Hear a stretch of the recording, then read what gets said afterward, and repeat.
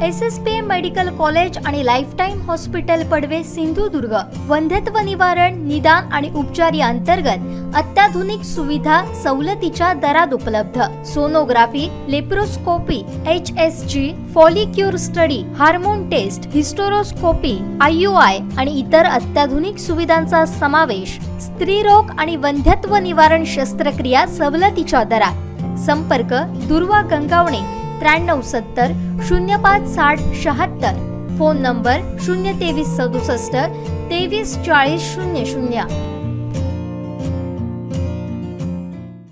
कोकणात राजापूर, बारसू, सोलगाव परिसरात प्रस्तावित असलेला रिफायनरी प्रकल्पासाठी माती परीक्षणाच्या सर्वेक्षणाची सुरुवात सोमवारपासून केली जाते। रिफायनरी प्रकल्प विरोधी संघटना आणि काही ग्रामस्थांकडून या कामात अडथळा आणण्याची शक्यता आहे। या पार्श्वभूमीवर राजापूर, बारसू, सोलगाव या परिसरात राजापूरच्या तहसीलदार शीतल जाधव यांनी कलम 144 म्हणजेच जमाबंदी आदेश जारी केले आहेत। सोमवारी 24 एप्रिल म्हणजे उद्यापासून हे ड्रिलिंग करून माती सर्वेक्षण सुरू होण्याची शक्यता आहे।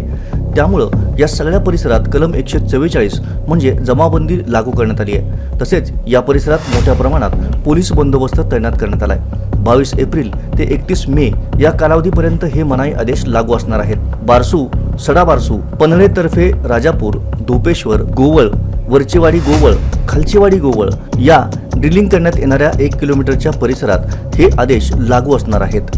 बारसू परिसरात औद्योगिक क्षेत्र स्थापन करण्याकरता जमीन योग्य आहे किंवा कसे याकरता महाराष्ट्र औद्योगिक विकास महामंडळाकडून प्राथमिक सुसाध्यता तपासणी करण्यासाठी ड्रोन सर्वेक्षण व भूसर्वेक्षणाचे काम सुरू करण्यात आले होते।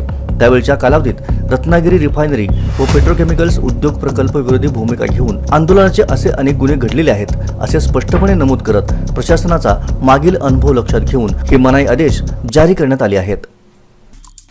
आमचे दिवसभरातले सर्व अपडेट्स, ताज्या घडामोडी आणि थेट लाईव्ह पाहण्यासाठी सबस्क्राइब करा, लाईक करा कोकणचं नंबर 1 महा चॅनल कोकण 7 लाईव्हचं YouTube चॅनल।